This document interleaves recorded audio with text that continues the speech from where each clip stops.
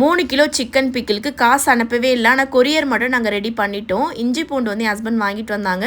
அவங்களே வந்து க்ளீன் பண்ணி கொடுத்துட்டாங்க. மிக்சியில் மட்டும் போட்டு அரைச்சிட்டேன். அதில் மஞ்சத்தூள் மட்டும் சேர்த்து நல்லா மிக்ஸ் பண்ணி அப்படியே வச்சாச்சு. இவங்க காலையில் தான் வந்து ஆர்டர் பண்ணாங்க. பேங்க் டிரான்சாக்ஷன் வந்து பண்ணணும். அதனால் மதியானமாக நான் பண்ணுறேன். ஆனால் எனக்கு ஆர்டர் கன்ஃபார்ம் தான்.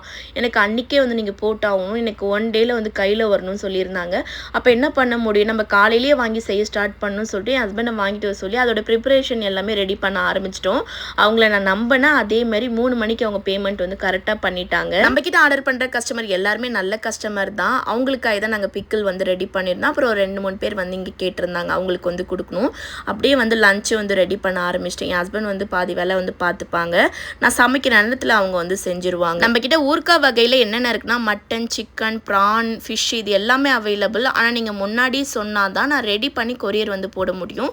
அப்புறம் ட்ரை ஃப்ரூட்ஸ் லட்டு, ட்ரை ஃப்ரூட்ஸில் வந்து சாக்லேட் வந்து லான்ச் பண்ணியிருக்கோம். இப்போ இது புதுசாக லான்ச் பண்ணியிருக்கோம். இதுவும் ஆர்டர் ப்ளேஸ் பண்ணிக்கலாம். நான் 250 கிராம் ஆர்டர் பண்ணணும்.